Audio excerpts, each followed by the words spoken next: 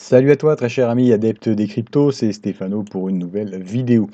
Alors aujourd'hui, on va refaire le point sur Bitcoin, voir un petit peu où est-ce qu'on en est, hein, qu'est-ce qui s'est passé là récemment, donc entre hier et aujourd'hui. Alors on a continué notre descente, hein, lentement mais sûrement. Donc là, je te remontre l'objectif que j'avais noté à moyen terme, un court moyen terme. Donc là, ce qui s'est passé, c'est que j'avais indiqué également un nouveau support, enfin un support de long terme ici, en rouge. Et ce qui s'est passé, c'est qu'on a rebondi sur ce support de long terme. Donc c'est vrai que voilà, je t'avais dit qu'on n'arriverait peut-être pas en direct sur mon objectif là qui est aux alentours de 3000 $, mais effectivement, c'est bien ce qui s'est passé. Ça a bien rebondi en fait sur le support qu'on avait aux alentours de 3600, hein, tu vois, on a bien rebondi.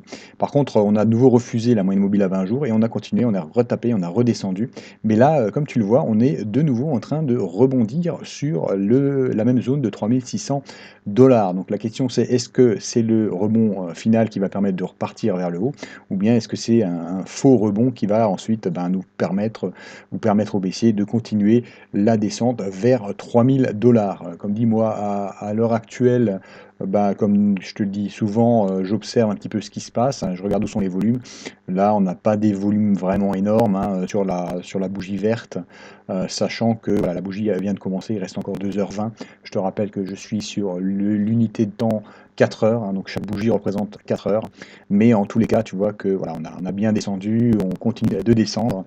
Et je dirais que tant qu'on ne va pas casser la moyenne mobile à 20 jours, pardon, la moyenne mobile à 20 périodes, des périodes de 4 heures, tant qu'on ne va pas passer au-dessus et qu'on ne fermera pas de façon décisive au-dessus avec des volumes, pour moi, ça voudra dire qu'on est toujours en mode baissier. Donc c'est ça qu'il faut surveiller à l'heure actuelle. En tout cas, c'est ce que moi je surveille pour le moment.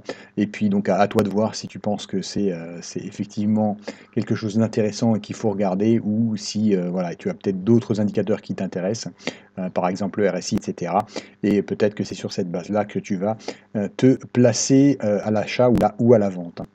Alors je voulais aussi te faire un petit récapitulatif au niveau hebdomadaire, puisque voilà, si on va sur l'hebdomadaire, il se passe aussi des choses intéressantes à ce niveau-là.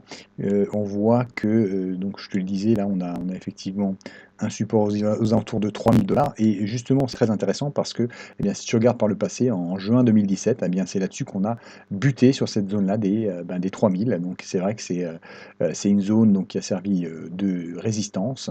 Et ensuite, elle a également servi de support, tu vois, sur cette bougie-ci, le 11 septembre 2017, eh bien, on allait rechercher ce support-là aux alentours de 3000 avant de rebondir. Donc c'est vrai que c'est une zone assez intéressante à mon sens et qu'il faut vraiment surveiller de près, puisque si cette zone-là résiste, tant mieux. Si elle ne résiste pas, eh bien, tu peux voir que le support suivant, il est ici aux alentours de 1830, voilà, en dessous de 2000 $ en tout cas. Donc voilà, à surveiller de très près, voir un petit peu ce qui va se passer sur cette zone des 3000, à supposer qu'on aille effectivement chercher cette zone des 3000 $, ce qui, à mon sens, n'est pas totalement quelque chose qui n'est pas quelque chose qui ne va pas se produire. Enfin, il y a des risques en tout cas, si ce n'est pas des chances pour les baissiers, qu'on aille chercher ces 3000 $. Voilà, à l'heure actuelle, tu vois, on est à 3778 $. Voilà, donc c'est ce qu'on peut dire aujourd'hui, en tout cas c'est ce que moi je peux dire sur cette analyse graphique à l'heure actuelle. Donc si cette analyse t'a plu, je te recommande de la liker et de la partager. Et je te recommande également de t'abonner à cette chaîne si ce n'est pas déjà fait pour recevoir tous les jours des contenus inspirants relatifs aux crypto-monnaies. À demain, ciao ciao.